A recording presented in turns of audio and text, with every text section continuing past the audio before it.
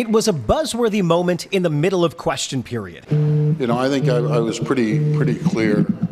I was pretty clear. Sorry, it's on vibrate. I don't know how to turn that up. Premier Doug Ford, who always seems to be just a phone call away, is facing growing calls to make his personal cell phone records public after Global News revealed that the Premier has been using that personal device for taxpayer-funded, government-related business. We need the Premier to be open and honest about what type of government business he's conducting on his own personal cell phone and release those records.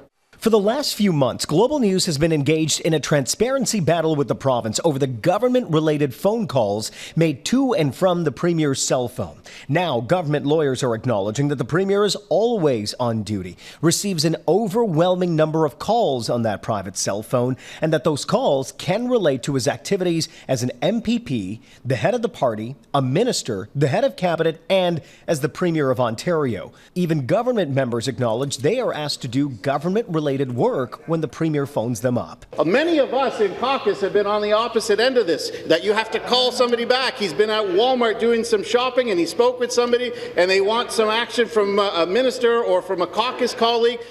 Just to be clear, Speaker, the Premier is using his personal phone to conduct government business.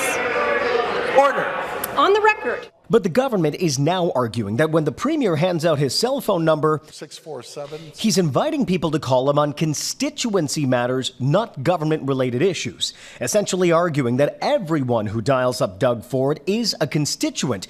Critics say that's not the way it works. That's what the government's trying to claim, is we can't show you this because it's people's privacy. Well, not if somebody who owns land in the Greenbelt is calling the Premier. Still, the government is not backing down, saying the attempt at transparency is nothing more than a fishing expedition and an invasion of the Premier's privacy. The government also says in order to assess the nature of those phone calls, they would have to dial up every single person in the Premier's call log to determine whether or not the conversation was about government business or a constituency-related matter, suggesting that it would be too exhaustive on the government's part. This fight now rests with the Information and Privacy Commissioner, who Global News is appealing this matter to, for them to make a final decision. At Queen's Park, I'm Colin DeMello. Alan, back to you. Thank you, Colin.